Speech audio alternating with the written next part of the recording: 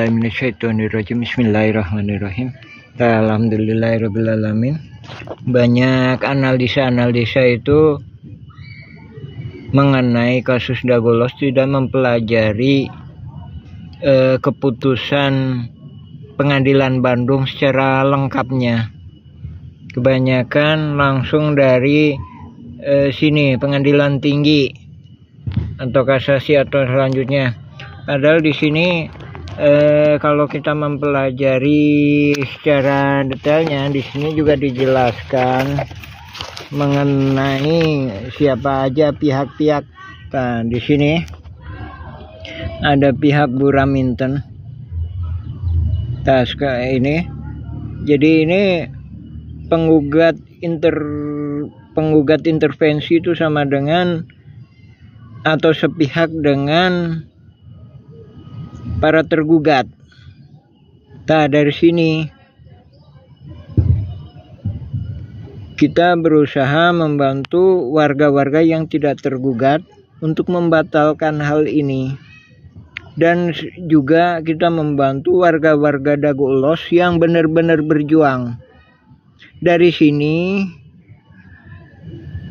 terbukti bahwa sebenarnya pemenang dari Dagolos melawan ahli waris Muller itu cuma 2, dan dua-duanya itu pemegang hak Eigendom Verponding, hak barat. Di pihak penggugat Muller CS, di pihak tergugat ini hak barat Eigendom Verponding Bu Raminten. Jadi sekalipun nggak diterima di pengadilan, ini udah ada motif. Lain daripada itu, di lapangan ada surat-surat yang tersembunyi, yaitu surat 15.000 meter dan banyak hal-hal pengkondisian sebelumnya, yaitu dengan banyaknya intimidasi dan penghalang-halangan hak. Ya, ini ya, ini yang lengkapnya ya. Dari sini kita bisa menilai secara objektif. Kalau kita pelajari ringkasannya nggak akan bisa.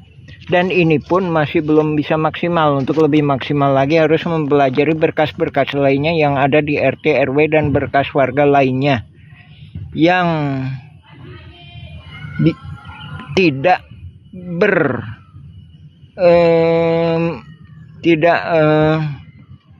bersama-sama ikut serta dengan jaringan mafia tanah. Jadi ini bukan gugatan, tapi kolusi mafia tanah saling gugat. Untuk itu mohon dibatalkan. Batal demi hukum. Alhamdulillah. Assalamualaikum warahmatullahi wabarakatuh.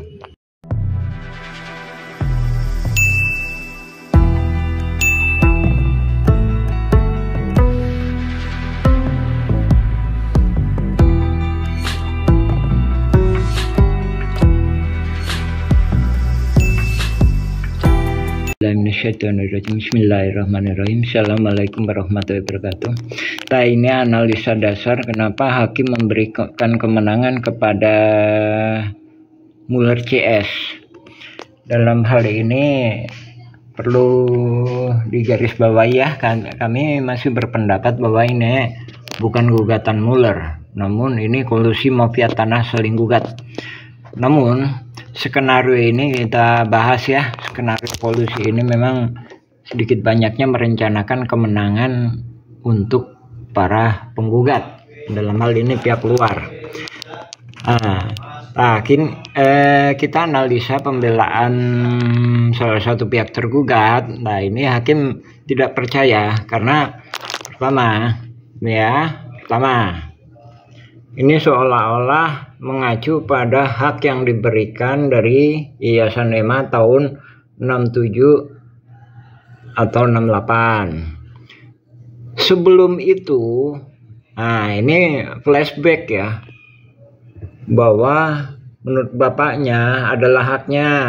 Ini tahun dilahirkan sekitar sekian ya, estimasi tahun kelahirannya ya. Nah, terus ketiga, sebelum itu ini Buraminten. Nah, Buraminten ini ada beriwayat ada jual beli antara suatu pihak dengan Simongan yang kemudian hibah tahun 1962 kepada Raminten. Nah, kita balik lagi kepada tiga teori ini ya. Dari sini hakim tidak percaya. Jadi seolah-olah teorinya gini. Kemarin saya dikasih tanah oleh ini Yayasan EMA. Sebelum kemarin saya mendapat tanah hak saya menurut bapaknya. Ya, dengan sebelum itu ini kan memang ini setelahnya, tapi ini secara teorinya sebelum itu. Nah, ini hak ekonomi berbonding. Dari sini flashback ini menimbulkan ketidakpercayaan hakim. Jadi seolah-olah kemarin saya dikasih tanah bahwa ini hak saya. Terus kemarinnya lagi ini hak saya, hak kelompok saya menurut bapak saya. Terus kemarinnya lagi sebelumnya, ya memang sesudahnya ya, ini adalah hak eigendom verpoding Buraminten. Saya ada kesepakatan dengannya. Dari sini hakim tidak kepercaya.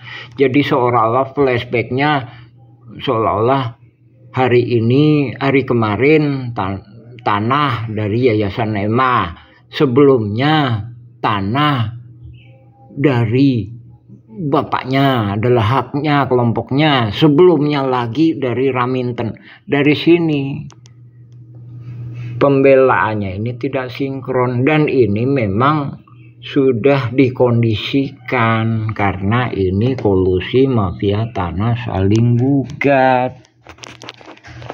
Ya, assalamualaikum warahmatullahi wabarakatuh. Dari sini hakim tidak percaya. Ini tanah sebenarnya dari mana gitu. Katanya dari ini, kemudian katanya dari ini, dari bapak, katanya dari ini, kemudian sebelumnya katanya dari ini. Nah, dari sini menimbulkan hakim tidak percaya yang benar tanahnya dari mana. Kalau udah dari sini ya udah dari sini. Kenapa katanya dari bapak? Nah, kalau udah dari bapak ya udah, kenapa pakai dari Yayasan EMA? Kalau udah dari Yayasan EMA, kenapa pakai kesepakatan dengan Buraminten? Dari sini menimbulkan rasa tidak percaya sama hakim. Ini udah diskenariokan dengan kata lain, tujuannya yang memang berpeluang pihak luar menang supaya dapat lahan yang lebih luas, yaitu 6 hektar lebih. Kalau pihak dalam menang atau pihak warga menang, cuma jaringan ini cuma dapat sekitar 1 hektar.